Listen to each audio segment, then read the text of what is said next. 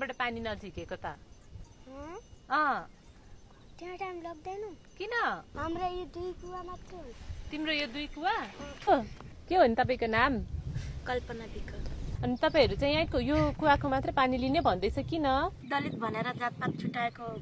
बनाएको के हामीलाई अलग बनाएको अनि सब अरु एक हुन्छ हाम्रो कामी भन्नेको जात दुई घर मात्र छम के धेरै छैन यो गाउँमा उ त्यो कुवाबाट लिन मिल्छ कि मिल्दैन कसै कुवाबाट मिल्दैन यो कुवा र यो कुवा मात्रै हो यताको पानी अरूले लैजान्छ कि लैजाँदैन यहाँको भन्दा अगाडि छिटो त्यहाँ सकिन्छ उहाँको कुवामा हाम्रोमा रहन्छ अनि फेरि सिद्धियो भने चाहिँ उताको मान्छेले अनि गोरु भैँसीलाई दिनको लागि यो कुवाको पानी लग्छ तर अब खानदान गोरु भैँसीलाई दिन्छन्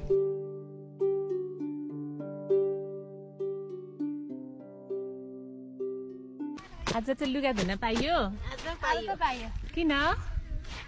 आज हामीलाई जुठो छ अनि महिनावारी भएको बेलामा चाहिँ के गर्ने नि घरै नहुने त्यो महिनावारी भएको छ त्यसलाई पाएन ए हो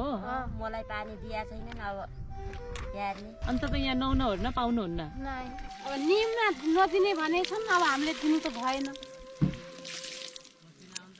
देऊ भनेर बिचारा बसेको थियो बस्न जर्किन ल्याएर आउँछु मलाई दिनु भने बहिनी नाइ दिन्नु हामी त हामीलाई पछि जरिमाना पार्छन् भन्न लाग्यो नि त्यही भएर बसिरहेको यहाँनिर 500 रुपियाँ जरिमाना तिरेर त हाल्दिनु भएन पानी बढी लगेपछि जरिमाना हुने अर्खाको पानी भागको पानी लिए पनि जरिमाना हुने 10 बजेपछि पानी लिए पनि जरिमाना हुने छुना हुने चाहिँ धारो कुनै छैन कुवा